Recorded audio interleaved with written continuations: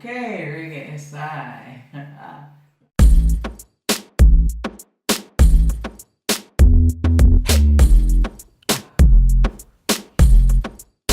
Listen. I am Nadirah X, artist from Jamaica. Okay. I'll keep it simple for you. Your original name and surname? Nadirah Sabrine Said Yeah. Whitfield. Well, married Whitfield, but born Nadirah Sabrine Said Yes. in St. Andrew, Jamaica. Okay. I will start with the funny question because I heard somewhere that you're a coffee fan like me. Yeah, it's more a need. I call it vitamin C. Okay. So I gotta have my coffee in the morning. I already had 2 cups. It's actually a problem. I already had 2 cups. maybe I will start with a simple question. Why Nadirah X? So my name, yes, is Nadirah, and I was brought up in a Islamic home, and the X is really a part of going on your journey, going on the unknown and finding yourself. And I thought it was a good representation of where I was at the time. But before I was Nadirah X, I was just Nads in Jamaica, and rapping, and I did a lot of great things as Nads. But the older I got, I just kind of went on my own soul-searching journey, and it was really following the unknown, you know? Mm-hmm. So I thought it was a fitting thing, and also Dave Stewart thought it was fitting. It was a collaborative effort, so to speak, on using the X. Okay. So we can go back to 2002, where I think, I don't know, everything started. So can we talk about a little bit about REFM competition? Right. I'm good friends with Abijah, who is a reggae singer out of Jamaica. And he actually entered me in the competition with my manager. And was like, you should really do it. He did it the previous year. And the RFM Big Break was a Caribbean competition. And what they do is they play your songs on the radio and have people call in and vote, and then they vote you up through the process. So that and was I was Jamaica, one of the winners. Sorry, that was in Jamaica. Yeah, well, in Jamaica. It happens in Jamaica, but there are artists from around the Caribbean who enter it. Okay. Yeah, so they kind of voted me up through the radio of playing the song and people voting on the song. And then I kind of made it up through that process. And then you get to perform at Chris Blackwell's entertainment area in Ocho Rios. And they have a lot of business music people that come to watch these events. And I performed on a Wednesday, and they requested an encore for the Friday. And that's when Dave Stewart was in the audience on the Friday. So luckily... Okay. we got to do the gig on that day as well, and met with him back.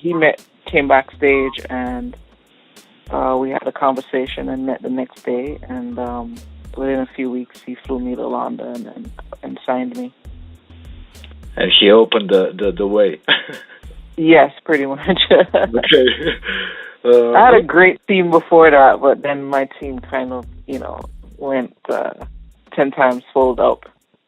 Okay. After meeting him. I was wondering, how did you start working tunes for the soundtracks? Because we know the track I Hate This was in, correct me, 2003, part of the movie. Yeah? Yeah. It was part of the movie, The Cradle of Life. Yes. After that, did you do more collabs for other movies, or... Well, so after that one in 2004, we did the Alfie soundtrack, and that was with Joss Stone and Mick Jagger. And then I worked on a song with Annie Lennox for her album, Songs of Mass Destruction, and that got placed in the movie The Woman. And I had another song that got onto the TV show Lincoln Heights here in the United States on ABC. So there's a few placements here and there of songs.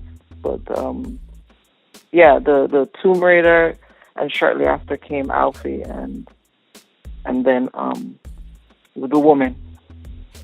Yeah, you mentioned that you've been working with Annie Lennox. So you work with let's say, with the greatest musician and artists like Annie Lennox and Pink. So can you maybe describe a little bit more about that collaboration with the big artists and musicians? Well, I met Annie many years before we recorded that. Obviously through Dave, who is the co-founder of Eurythmics, and he was managing me at the time. So I got to meet a lot of really great people, and I was actually heading out on the Pink tour when Annie was working on her album, and both her and Glenn Ballard asked if I could work on one of the tracks for her album. So we kind of dived into that song Womankind. And then that was 2006. And then I went on the road with myself and Mudbone Cooper from P-Funk, who I have an album with. You're familiar with Parliament, right? George Clinton? Yes. Yes. So I have an album with Mudbone from P-Funk, and we went on the Pink tour to promote that album. Whoa. So the Pink tour was working with Pink on I'm Not Dead tour was mostly just, live performances and stuff like that. But for Annie, we spent some time in the studio hammering out some music, But can you tell me what was the big change when you start to stepping into the big, let's say, big industry? It wasn't very difficult. I didn't feel it as difficult. Everything came a little bit, I would say just organically, because of working with Dave. There's great ease because he's such a great collaborator, and he allows you to just express yourself in whatever space you're in. So it's never a dictation of where you're going. Mm-hmm. I think a lot of the times it might be for some artists, they get placed in an environment where they're told what to do and how to do it, and this is what you're going to do. When you work with Dave, it's more of a nourishing of you and a growing of you, so you're in a really comfortable space, and he allows you to grow in that way. So it doesn't feel like pressure. It just feels like very organic, and that you are actually collaborating and not being told how to express yourself. So I would say I have that same experience with Glenn Ballard, who's an amazing producer and writer, and Annie's the same way in the studio. It's just giving you the room to express yourself and actually respecting your take on a particular song or topic. Yes. So what happened in 2011? You released debut album Ink. Am I right? Yeah, my first album, my first solo album was Ink. Yeah. Yeah. So produced by big producers like Dave Stewart, Ned Douglas, and others. But yes. How was working with so many producers on one album? It seemed like a lot. I think if you look at the big picture of most albums, you have a lot. I had, what was it, like 4 or 5 people? I had Glenn Ballard, yes. Dave, Ned Douglas, Mike Bradford, and John Swish Whitfield. Yeah, but okay, Dave Stewart was like some kind of executive producer, yeah? Or yeah, he was, but he was very much involved in the process. Just in terms of being in the studio with the different producers, those came over time, so it wasn't all at once. Ned and I are really, really good friends, and so if you notice, the bulk of the album is produced by him. It's just a very organic environment. So we'll just be sitting around, and he'll play the guitar, and it's very easy to create in that space. And we didn't really have a set schedule at the time, so it wasn't like, oh, you have to get it done on this time right away now. Okay. It was more like, oh, this tune, I think this would be good, and we kind of built around that. So it wasn't a very strenuous project to work on, and it was also working with people who I had worked with before in the past. So we had really great chemistry. Yeah. Let's go back to the roots, Nadirah. You grew up in Jamaica, and your music style is more, let's say, hip-hop poet. Right. Can I ask you who inspired you for a poet, and maybe what your poet means to you? I think, as I was saying, the examination of music for me is always lyrical first. And I found that I was attracted to Peter Tosh and Jimmy Cliff. But I was saying, growing up in my household, the music was a very eclectic music. So we go from Tom Jones to Jimmy Cliff to the Supremes within an hour. You know what I mean? So it was a vast amount of music, and my dad loved country music, so we had Kenny Rogers happening as well. Great. There's a lot of music. I grew up around a lot of music, and my brother was a DJ, and my sister Safa also writes poetry. So when my brother started bringing home hip hop, rap, Queen Latifah and Jungle Brothers and Will Smith, I fell in love with that, and I kind of just went with the groove of that, just kind of was like, that's how I ended up writing what I wanted to say. So we can say that it came from family, all that things. Family. Yeah, I mean, just the influence of always having music on in the house, always. My mom is cooking, she's playing music. My dad's working on his car, he's playing music. And my brother had a sound system in his room, and he would take me with him to these house parties, and I would have to pass him the records, and learn how to mix in tracks and what the tempo is for things. So I loved that part of it, and once I started expressing myself, it came out with not 100% Pato, which I do have a lot of Jamaican Creole in my music, but it came out more in a rap style, so to speak. Yes, you mentioned Jimmy Cliff, Sly and Robbie, and Herbie Harris. So, Did you record any reggae roots tune? The first song I recorded with Sly was a remake of Denny's Williams' Silly, and it was with a friend of mine named Shakira, and then we went on to do another track called Reggae Bus. And so I worked with Jam Down Records, and we did quite a few dancehall tracks. Seriously? As well. Uh-huh. Yeah. So I didn't just only started doing hip hop influenced music, but I would rap over the dancehall beats. And Steven Ventura collaborated a lot with Jam Down Records. So I worked with Damie D and Kamar Flavor and these other young Jamaican guys, and we did quite a few tracks together. I'm gonna have to send you some. Yeah. The old dancehall. Worked with Cafanol on a single, and so I did a lot of that kind of work before I found where I felt that's where I wanted to be. I had the growing pains of trying to figure out how I wanted to express myself and over what kind of music, and where I found my pocket. But tell me, when did you move from Jamaica then? First fully moved in 2002 to London, and then from there to LA. Aha, that's the story from London to LA.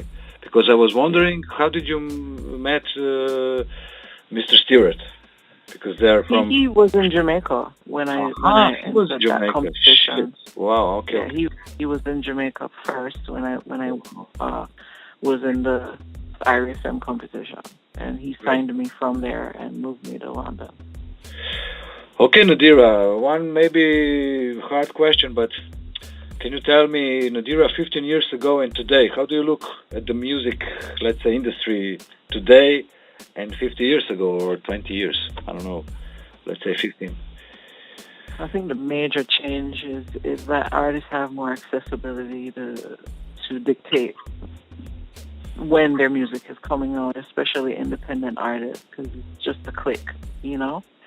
It's just any of these sites that will put the music out. So I guess it's the double-edged sword of having everyone able to put music out and not have the industry control that. We have so many platforms. We have SoundCloud as well, and TuneCore and all of these, and Lander and DistroKid, like all of these platforms to get your music out. So I just think it's easier to put the music out. I wouldn't say it's easier to market it, because now we're so much, but it's easier to put the music out. I think that's the great difference. And it's easier to record as well. You know, you can have your own little setup and get it done yourself, which is good. You can be an independent and do it. Like the song I just you have a copy of, Tension. That was literally done in an hour with me and Ned, just because he called. He said, "Oh, I'm working on this placement. You got a dancehall track?" I went, "Nah, make me one." He made it in 20 minutes. I freestyled half of it because I was like, okay, we got to get a timeline. That. Did it, send it back. That song was done in like an hour and a half.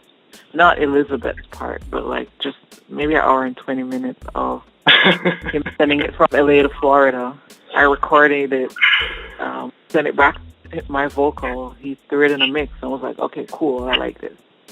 And once I sat with it a little bit and I really, really started to love it, I sent it to some friends, and Gianluca in Italy, Ira, she added a nice intro, which will be on the released song.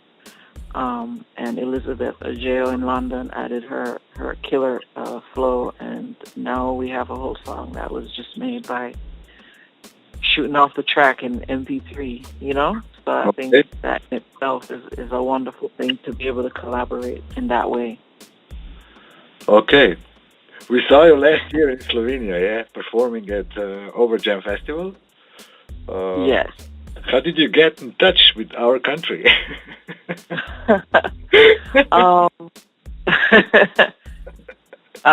My friend Italy, introduced me to Tadiman, and we made our way to Slovenia, and Tadiman had a show on Overjam. He invited me, he said, just come on my set, do a song. I did a song on the beach, on his beach set, and with the Reggae.Si guys, Yuri and Andras, I kind of just hung with them, and we went to a few of the nights, and one of the nights was Ward 21, who I was familiar with from Jamaica, and they know me as Nads, and one of them saw me in the crowd and kind of came down and pulled me up on the rail, and well, I had another little bit right there. It's one of those kind of history. one of those free flow, free form kind of thing, and so I got invited back this year, and I did send my apologies for not making it. I had a personal situation I had to deal with, but I'm gonna make sure I see you guys next year. Yeah. I remember that fire moment on the stage with the War 21. That was right. That was really. Yeah, and then I got to meet you in the studio, and that was fun too. So it's all good. It's all good. Yeah, good times. Good times. I like it like that. I'm huge on organic. being there and just going with the flow. It's good. Soon you will release new album, and first single will be released soon. Can you trust us more about your forthcoming album, maybe? Who produced and... Okay, so the song Tension, we're still kind of back and forth if that's on the album, but I just thought that would be a fun track to drop still. The album itself, majority of the production is Glenn Ballard and John Fields. So it does have kind of a different sound, but I got some music on there that will tie in with this. But as I said, this was just a fun track that we wanted to put out and just have a good time with it, you know. The album itself is in a good place, and we're looking at mixing some tracks. So as soon as we have that, you know, Pier, you will have it. The next thing coming out will be the book, and we've just been editing it, and it'll be my second poetry book, and I'm really proud of it. I will talk. I want to talk about book. So released will be album and book together.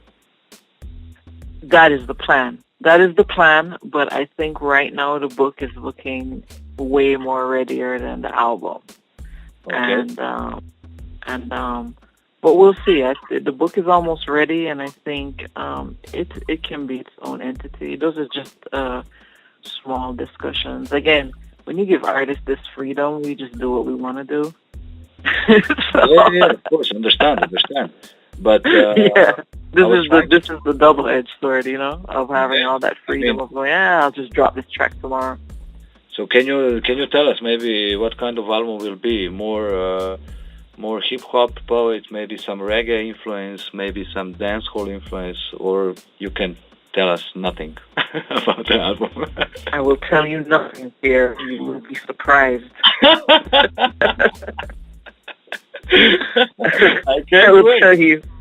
will tell you nothing.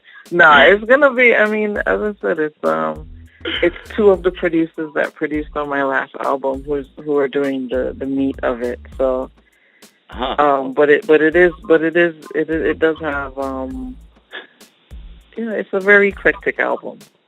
Okay. And I think you'll enjoy it because you're a music connoisseur, you know. So I just can say thank you for the interview, and we're looking forward for Nadirah X new album plus book.